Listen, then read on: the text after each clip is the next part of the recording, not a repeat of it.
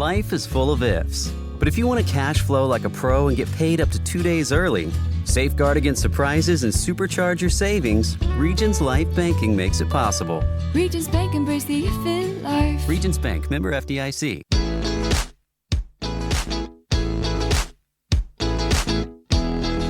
Broadcasting live from the Subaru of Gwinnett studio inside the Gas South Convention Center in Duluth, Georgia, it's time for Gwinnett Business Radio. Gwinnett Business Radio is presented by Regions Bank, Brave the Beginning, member FDIC, an equal housing lender. And hello again, everybody, and welcome to Gwinnett Business Radio. I'm Mike Salmon alongside budding guitarist, former Atlanta Falcon, sports talk show host, and the voice of the Georgia State Panther football team, Harper LaBelle. Is that all, Mike? You tell me. Father of five. I still take out the trash, though. Yeah. My wife will make sure that no matter what I do, it's never good enough to not be able to take the trash out. Oh, but you're a stud in my world. So we got two great guests today. We're going to talk about a couple businesses. Areigna Preston is here. She's with Profound Wellness. And also joining us is Shelli-Ann McKenzie. She's with Help for Healthcare Professionals. You ready to go? We're going to feel better and hopefully be healthier by the end of this show. Yes, we kind of have a theme. So let's start with Shelli-Ann McKenzie. She's the founder and CEO of Help for Healthcare Professionals. Shelli-Ann, welcome to the program. Hi, how are you? Thank you for having me. We're glad to have you here. What does your company do? What is Help for Healthcare Professionals? Well, Help for Healthcare Professionals is a Gwinnett-based, nurse-owned nonprofit that I founded back in 2020 amidst COVID to help my colleagues who were literally dying on the front lines. I currently work in telemedicine in my day life. I've been a registered nurse for over 20 years, and I just had to do something to help save who I could in my neck of the woods. So I started it, and COVID exacerbated the need for crisis relief. So we started in that realm, and then we also have education and skills training, and we've done some advocacy over the last 3 years. So we're excited to be able to offer comprehensive services to healthcare workers and first responders. So you're not working with the general public per se, but more the actual healthcare professionals that are on the front line. Correct. And trying to sustain the healthcare workforce by any means necessary. But I need the public's help. So Yeah, absolutely. This is fascinating to me. You saw a problem, right? Houston, we have a problem. You're seeing your friends and your colleagues, and who's taking care of them? And you decided to take that up, right? Is that the mantle that you're bracing on your shoulders right now? yeah, so basically my mission was to mobilize people and community resources to support healthcare workers and reciprocate care for the healthcare workers who do so much every day tirelessly, and we don't ask for anything. We're one of the professions, we just do. And we make it happen. We help save lives. I'll take care of it. I got this. No problem. I'm You're not good. feeling I'm good? good. I'm here. I'm good. Yeah. I'm good. Yeah. And we never stop to really take care of ourselves. It's only in recent years that, we're embracing that whole concept of self-care for us, because we tell everyone else to take care of themselves, but then what are we really doing for us? And who's meeting our needs, or who's helping with that? So you're a nonprofit organization, and you're addressing specific challenges that the healthcare workers are having. Mm-hmm. What are those challenges that you're addressing?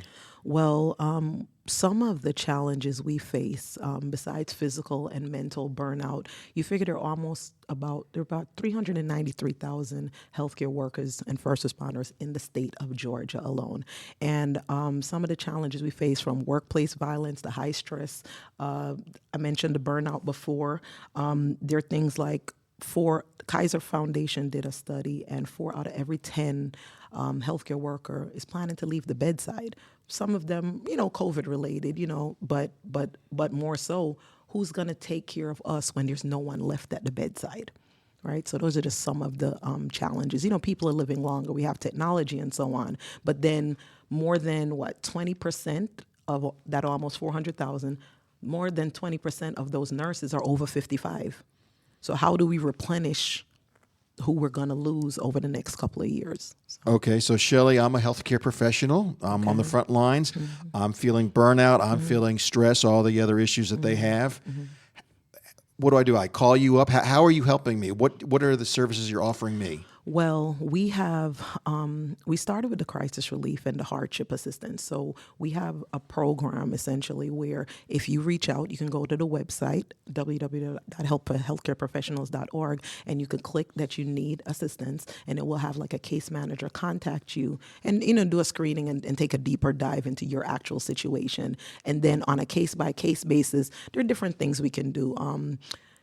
Everything from custom care packages. We've had someone reach out because her son was killed. And of course we verify that you're a healthcare worker. We can always look in a database and verify where you work and things of that nature. And then we were able to get her groceries and so on because she was falling behind with certain things, to keep up with her family and the other kids and so on. We also have, let's say the person needs like mental health assistance. We partner with independent practitioners, mental health practitioners, and then, we just have a referral service where we can get you some real-time assistance.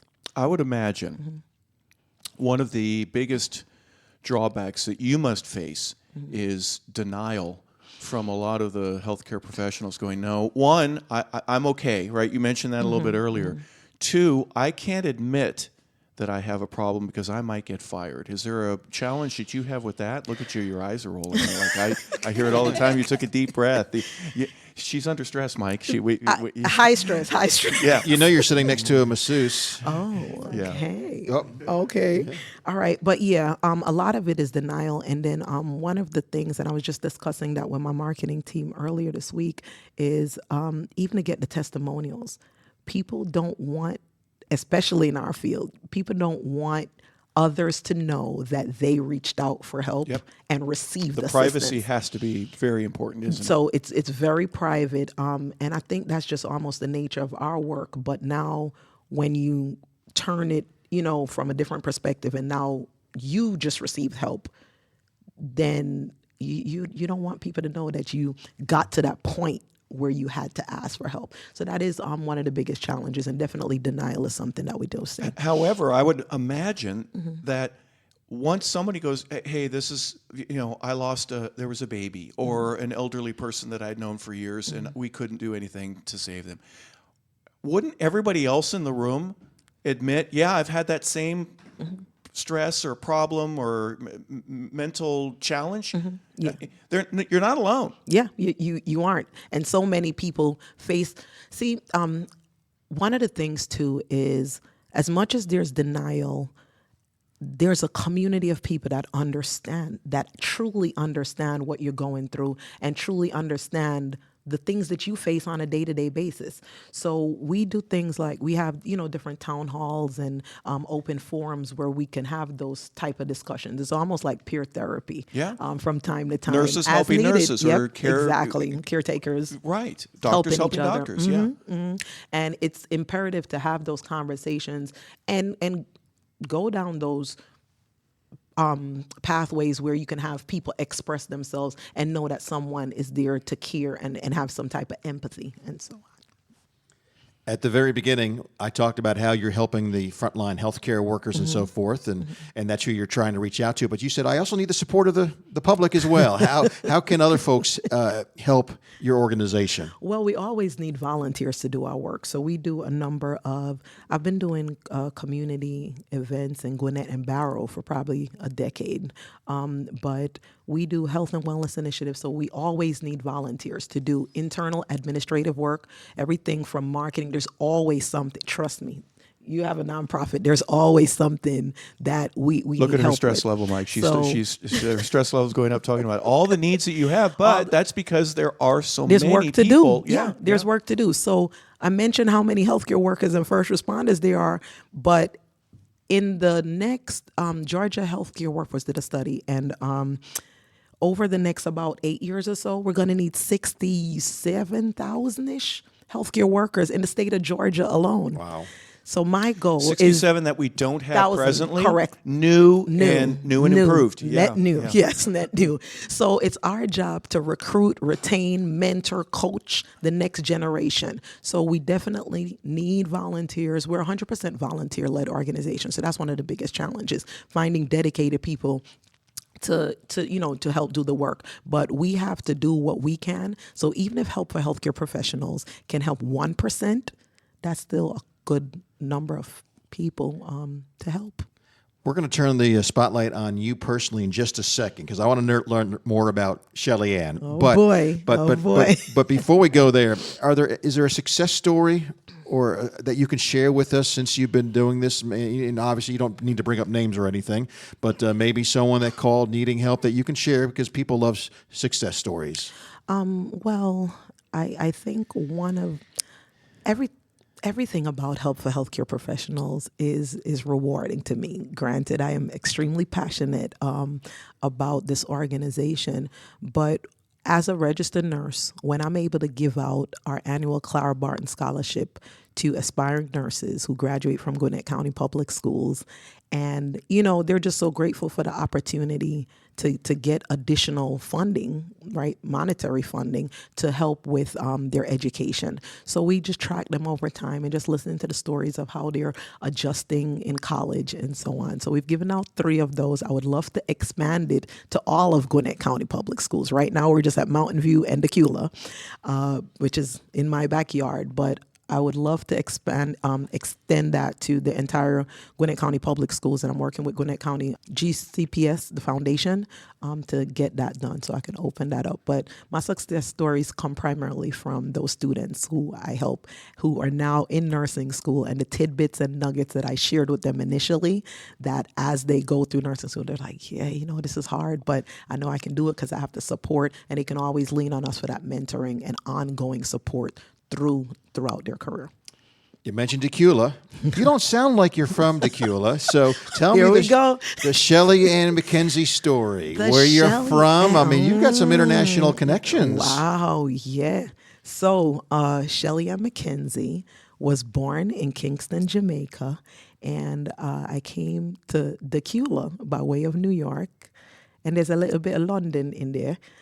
So my husband's British, so we have a number of international connections. And my brother-in-law lives in Australia, so there you go. But I went to nursing school in New York, undergrad and graduate school, and I've just always had a passion for serving, and I've always had a certain level of self-motivation and confidence that I can make a huge impact and change the trajectory of people's lives and just speak life into people there's so many people that are not self-motivated, and so I've always been able to do that. So what brought you down to Decula? How'd you end up in Georgia? Lifestyle change, New York. You see the stress? It kind of goes up and down. Yeah. But just lifestyle change, better environment for my children. You're about halfway between New York and Jamaica, so you picked just a spot on the map, right? Listen, Atlanta. and I said, Hotlanta, I can make this work. I can make this work. And then Northside was the first place to pick me up. I was already a nurse, so I used to work at Northside Hospital in Forsyth County, Georgia. Well, there's work everywhere, isn't there? Of course, I mean, there's especially you mentioned nurse. the need, but also let's talk a little bit, just briefly, if I may, with some of the recruiting issues that you have. You're not looking at a low pay business. Nursing itself, you may not hang out with Elon Musk, but there's some money to be made in nursing. As the better you get, the more rewarded you'll be. So there are some incentives for some of the people that are going to school. Hey, it's going to cost a little bit to get there, but once we get where we're going, the financial reward is there as well. Yes. So a couple things. When I first started this, one of the things people kept saying to me, well, nurses don't need help. Right? Doctors don't need help, but everyone does make 6 figures. So it's just, there's so many people, there are different roles that make up the healthcare ecosystem. So we do have the lower end paying jobs and the technicians and the entry level, nursing assistants, medical assistants, and so on. But with the right coaching and mentorship, they can achieve whatever they want to personally achieve, and we can help mentor them to get them to that place. But right now, even our focus is we do need those technicians. So we're aspiring healthcare workers and so on can come to us. We'll recruit them, bring them in, and almost show them how to navigate the path. And even just going into the middle schools around Gwinnett County and so on, and having conversations to excite the youth about careers in healthcare. my pathway is very unique. I design software. I work in nursing informatics.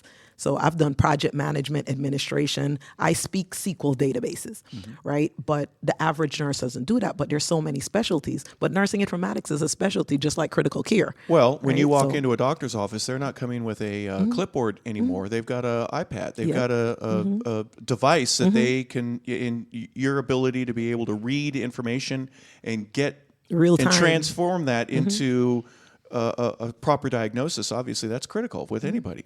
And doctors are spending less time with individuals. Also, did you see That's a whole nother. Did you hear, yeah. Yes, yeah. Yeah, because there's a need. I would imagine there's not enough doctors or nurses The to take care of the amount of ratio's people. unbalanced. Yeah, and for that sure. adds stress as well to you and everybody else. Yeah, so it just burdens the entire ecosystem. So that's what we're trying to do, right? So if we can bring in people, train them, give them quality training, give them the support they need, then by default will help offset some of the burden from those that are at the bedside. Is there a way for a nurse or a practitioner that is of any age to say, you know what, I have to treat the general public. That's my business. That's how I grow and maintain my office and hire people and keep them, my staff. But I also want to give some time back to the people that work with me and for me.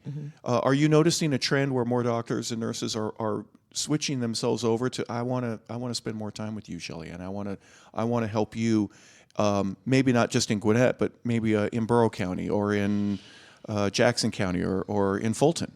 Yeah, so I've had a number of healthcare professionals reach out to me, just grateful for me even launching this, establishing this nonprofit to help our very own.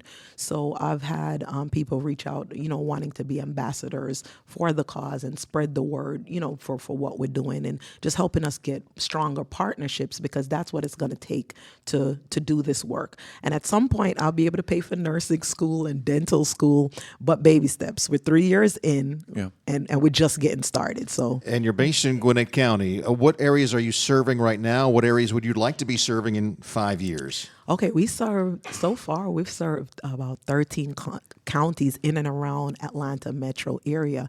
And we celebrated this year, our 3rd anniversary. We had our Night of Glam and Gratitude Gala, where we gave out 25 awards to exceptional healthcare workers in and around Atlanta. We were very intentional about touching all the counties that we served. We had the chief of fire from Athens get an award. We had people from Sonoya County getting awards and so on.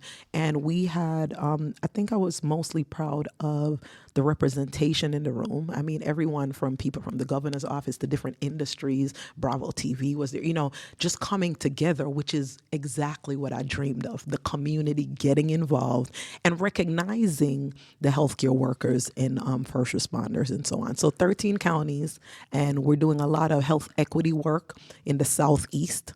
We're going to the Congressional Black Caucus in D.C. To have some conversations there about what we can do in Georgia. I mean, we're number 45.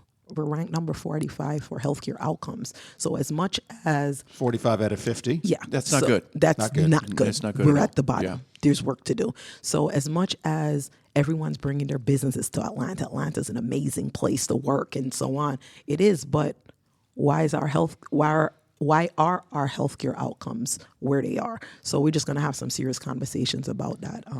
What'd you call the event? The Glam?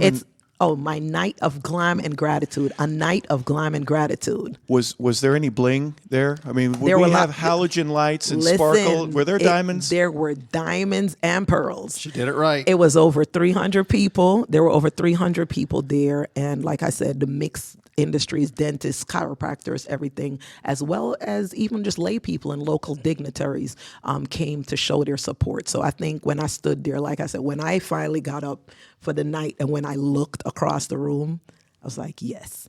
And must that was have the had first one. tears in your eyes. Oh, definitely, for sure. Well, kudos to you for the work you're doing. You have a lot of work ahead of you, unfortunately, as well. Is there anything else that you want to bring up? You've got all this information in front of you. I feel like there's some other information you might want to pass along. Listen, I actually think I covered it. Gwinnett, we're very fortunate in Gwinnett because we do have a host of resources. But United Way just did their Child Wellbeing Index, and they shared some of the initial insights. But we do have a beltline of work that we need to do for the kids and so on that, we want to make sure that they have the access to the training they need and the technology and the food. And there's some disparities there that they identified in some of the underserved communities. And right here in Gwinnett, we do have that as well. So that's important to note. But I think I covered everything. It's not enough, but I know that, for example, when I see a soldier, I'll say thank you for your service. Is there anything that I could say to a healthcare worker that would let them know my gratitude for their, other than a simple thank you? You know what I mean? Just to go out of your way to say, I understand what you're doing. And I am so grateful that you helped my loved one or a friend of mine. You know what I mean? You know what? And maybe to thank you for your service as well. I remember the first time someone said that to me in COVID, and I was like, my service. And I was like, oh, yeah, Serving others. my service. And it just, because we don't look for that. It's just funny. People look for thanks and praise, and we don't look for any of that. Most of us are called into healthcare literally just to serve and help people when they're at their worst. So we're not looking for praise and recognition and so on. So thank you for your service is a good start. There you go. I think it's awesome. And for people that want to know more information about your organization, volunteer, help, whatever, the website is helpforhealthcareprofessionals.org. Correct. Okay. Correct. helpforhealthcareprofessionals.org. Shelli-Ann McKenzie, the founder and CEO. Thank you for coming by, sharing your story. Continued great work for you, and thank you for all that you're doing, and thank you for your service. Thank you. No kidding. for Thank having you. me. Thanks. For you to have a idea and to take that and then your vision for it, and next thing you know, you're at a glam and you're thanking people, and there's more to do, but you're getting it done. Thank you so much for your service to your profession and what you're doing here in Gwinnett County. All right, thanks. So you have to save the date. April 6th is Night of Glam and Gratitude 2024. I'm going to get my cufflinks ready. Listen, and Mike cufflinks, has tux. gold chains. He doesn't. He hasn't told many people about, but he will bring. Yeah, it that's out. me, all right. We had another NFL player, and it was my son's birthday, so he gave him his ring to put on. Oh, a So Super he Bowl took- ring? Yeah, a Super Bowl ring. It almost he knocked- played for the Steelers, so my son was just head over heels. So it was funny. Don't say Super Bowl ring in front of Harper. It's a touchy subject. Wouldn't know what one of those is like, personally. Oh, geez. Played here in Atlanta. That's okay. Okay, That's it's okay. It's we okay. went twice, and we love you. It's yeah, okay. It's all okay. right. But I'm sure your son needed chiropractic care afterwards, because after he wears it just for a couple seconds, he's leaning one side because those things are big, they're heavy. Yeah. All the best. Thank you so much. Thank you, Shelly. All right, no problem. Thanks for having me again.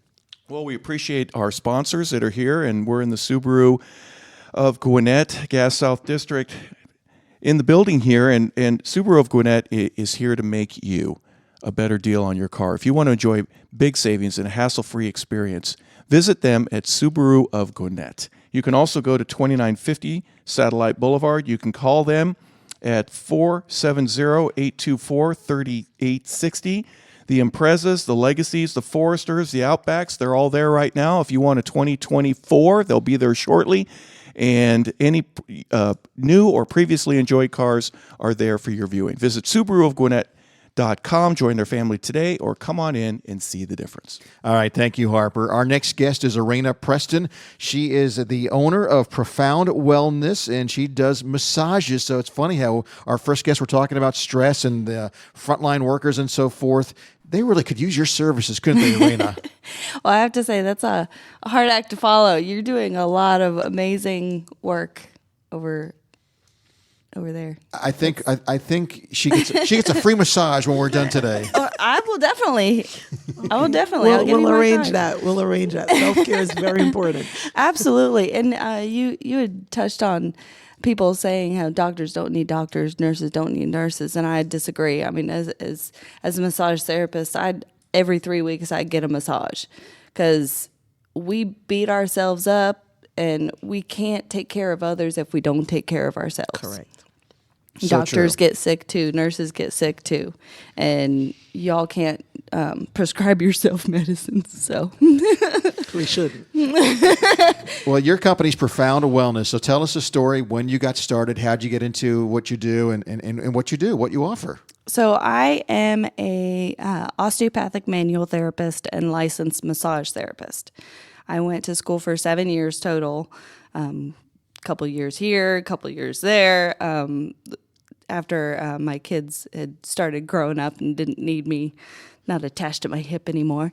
I actually originally went to school for to be a doctor, and I saw the politics and the chaos that is involved, and I just didn't like the focus. And then when I started fainting when they brought the needles out, I realized that I needed to sidestep a little bit.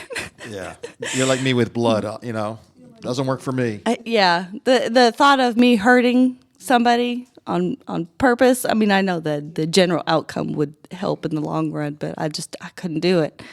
So yeah, I kind of sidestepped. I had interned with a physical therapist for a little while, and they suggested the osteopathic realm. So I looked into that, and I got my massage therapy license. And then about 4.5 years ago, I got my osteopathic manual therapy certification. So.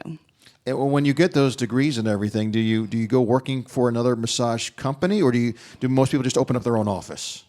It depends. If you have the know-how and you have the drive to work for yourself, or you're on the spectrum like me and have have a hard time following orders and don't always understand why people run things the way they do, and if they don't listen to your advice when you have ideas how to improve things and you get frustrated, then you kind of go out on your own.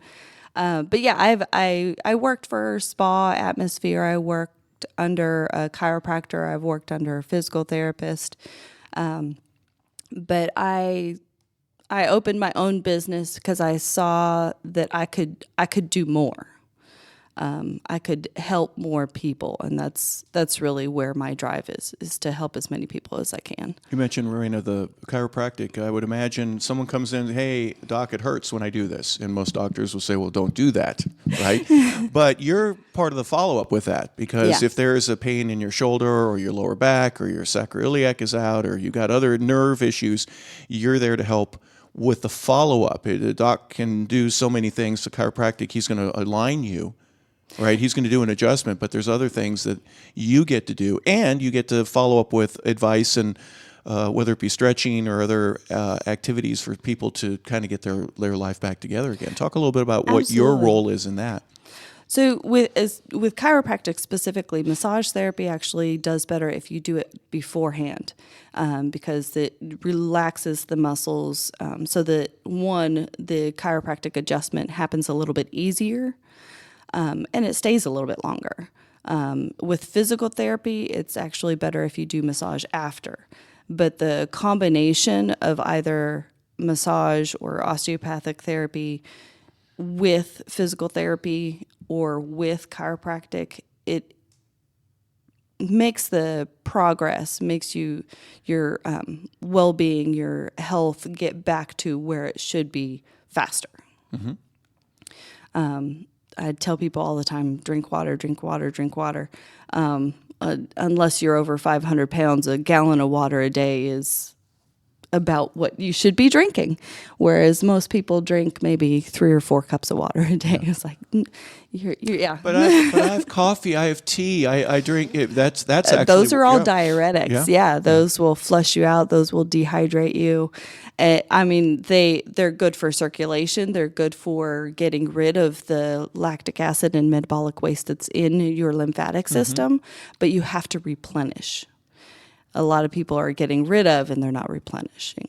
Now, do you have on your website or anything, do you have tips of the day or things like that? Because I would imagine, get up in the morning, brush your teeth, do whatever, and then drink some water right away. I mean, start your day with drinking a little bit. You don't have to flood yourself with a gallon, but little things like that and other tips that you would have and pieces of advice that you've learned over the years? I do on my Instagram and my Facebook pages, and then I have links to those on my website. But I don't directly on my website have the tips of the day. But yeah, and with the water, drinking, what is this? This is 8 ounces in one sitting is the most you want to drink in a half hour, 40-minute period. Your body can only absorb and process that amount at one time. If you drink a regular bottle of water or a big just gulp. chug it down, your body's just going to flush it straight out. It's not going to actually process and absorb and go through your lymphatic system more than 8 ounces at a time.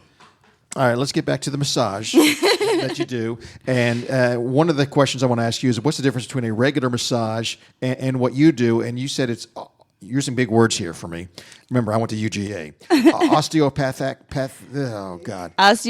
Manual therapy. What's the difference between that and a regular massage? So as an osteopathic manual therapist, I focus on not just the muscles, but the tendons and the connection with the bones.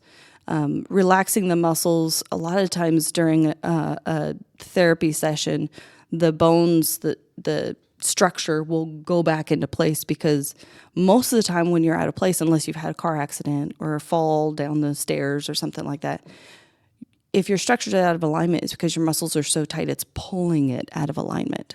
So if you can relax those muscles, it will just kind of ease back in most of the time. A lot of times you still need extra assistance from a chiropractor or a physical therapist, but massage therapy, osteopathic therapy can help that more than anything. But as far as like a regular massage therapist, the everyday, I call them fluffy. Okay. They're nice. They're just as good for mental health as they are for the physical, but those are more for circulation, or if you're just a sadist and like being beat up with the deep tissue.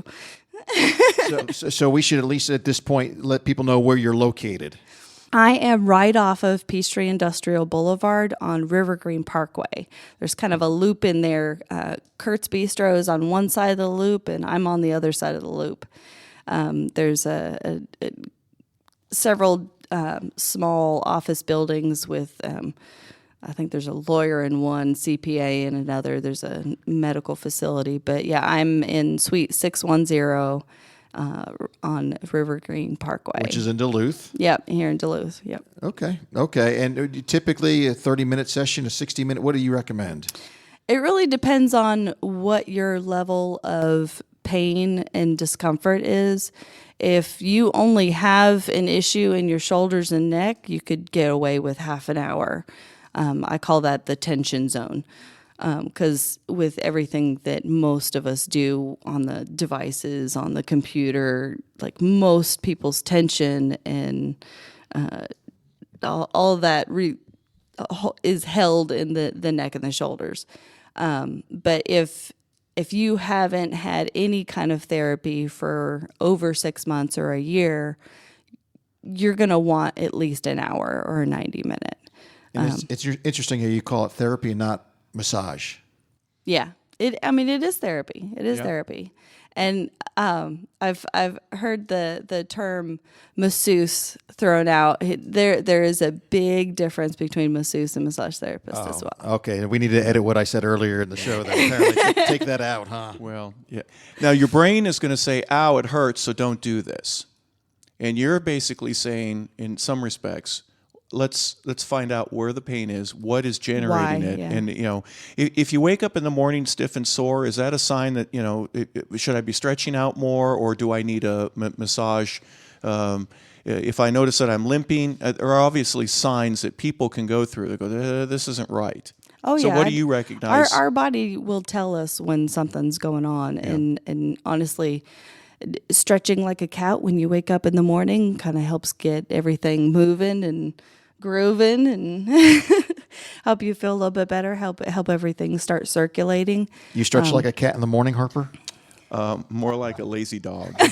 Well, dogs stretch very well They too. do. If you look at Yeah. animals when they get up after a nap or in the morning, like they do all kinds of Yeah, sure stretches. do. It's Yeah. a natural instinct for them, and somewhere along the lines, we as humans lost that. We don't do it enough, do we? I mean, I'm good. I don't have time. I got to go get a cup of coffee and go to work, or I have to be here at the studio, work Yeah. with Mike. And I didn't. That I causes didn't a lot of stretch. stress. And I have to start that now. Yeah. That cat stretching. Yeah. So being Oh, able to yeah. recognize that for you, and obviously, and I mentioned this before we went on the air. Real quick, tell about how you are able to see with your fingers. So this actually started when I was in school for massage therapy. I had an amazing instructor that she took the time. She took an entire day, and we had buckets of, the tacks and marbles and squishy toys, and we were all blindfolded, and we put our hands in the buckets, and we also did this with our feet, but we would put in and we would have to say what we thought it was. And it took the time to really kind of figure out what the texture was. Was it metal? Was it rubber? Was it plastic? How hard was it? What shape did it feel like? And that really, having the sight taken away really enhances that tactile senses. So I do that with massage, and I can feel the different muscle fibers. I can feel the different muscle groups, and I can tell which ones are more firm, which ones feel dehydrated. Are you sometimes doing this with your eyes closed? Often, yeah. There are times where I'll start. A lot of the times I can see what the problem is as you walk in the door, because people are like hunched back, or one shoulder is up higher, or one hip is higher than the other. And so after doing this over 20 years, I kind of know where to start. But you can't go and dig in directly with the issue, because a lot of times when the issue starts, it spreads. Man, Harper, former football star like yourself, should take you probably all day for her to work on you from head to toe. Well, I would always ask whenever I'd get a massage, I'd say, what are you doing, and why are you doing what you're doing? Good. Yeah. You should. So my ability to see with my eyes closed, see with my fingers, there's a knot right there. Oh, look at that. And either my wife or some other people that I've worked on, and again, I'm not a professional, but you learned what's going on here. And usually if your hip is out, that's because you did something below the knee, and the knee couldn't absorb all that weight, and so it goes up Sometimes, to yeah. another part of your body that can absorb it. Wait, not always. Yeah. If you turn your ankle, next thing you know, your knee is sore, Yeah, and then your yeah. hips are out, and Yeah. then you're walking with the limp, not just because of the ankle, but because of the result of that, Right. and other areas being overtaxed. Dominoes. Yeah, and hey, I'm not designed to absorb all that extra weight. So Right. then the other side goes. If you left ankle, right hip. Yeah. Another Shelli-Ann's big going, hip "Oh, issue don't I is know it?" Yeah, guys absolutely. I that used sit to with be their an wallet in their orthopedic back. nurse at North. So you know all about that. I'm sorry. Another big hip issue is guys that sit or drive with their wallet in their back pocket. Yeah. I've heard that before. Yeah.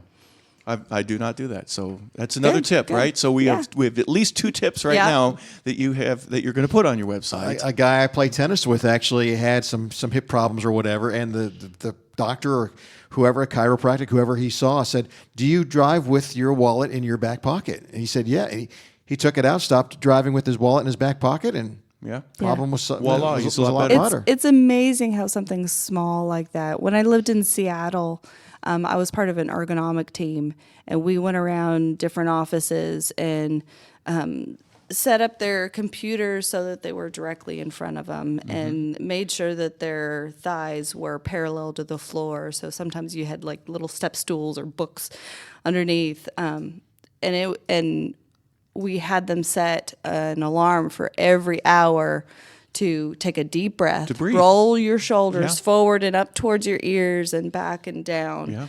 Yeah. And it's amazing how 5 seconds, like people at the beginning of it, we did we did surveys, and over 80% of the staff by the end of the week had a headache at least once. And after 3 months of implementing these changes, it went down to 2%. Wow. Good Hips, stuff. Over 5 seconds Yeah. every hour. And Just set take a deep breath and and ergonomic roll setup. your shoulders back, Yeah, or bring them yeah. up to your ears and then roll them back. Yeah. Shoes, I would imagine that have a lot to do with it. If certain times. it's a walking, Yeah. All right, we're talking with Areigna Preston with Profound Wellness. Before we wrap things up, Areigna, little birdie told us you used to be like a sort of a radio personality. right out of high school, I worked a little bit with Kiss 101 in Seattle. Yeah. What did you do? I had errands, and if they had somebody like call out or something, I'd fill in on the radio every once in a while. But Playing the songs and stuff? no, it was more talk radio. Talk radio. Yeah. So you were talking. I got to talk show? on the radio maybe once a week. Okay. But yeah, So are we bringing back any good memories or bad memories right now? good memories. They're fun. Yeah, Okay. fun times. Most important question for those that would like to find out more about your services and so forth. What's the website? And again, let's give your location. I'm at 4855 River Green Parkway, Suite 610 in Duluth. My website is pwtherapies.com.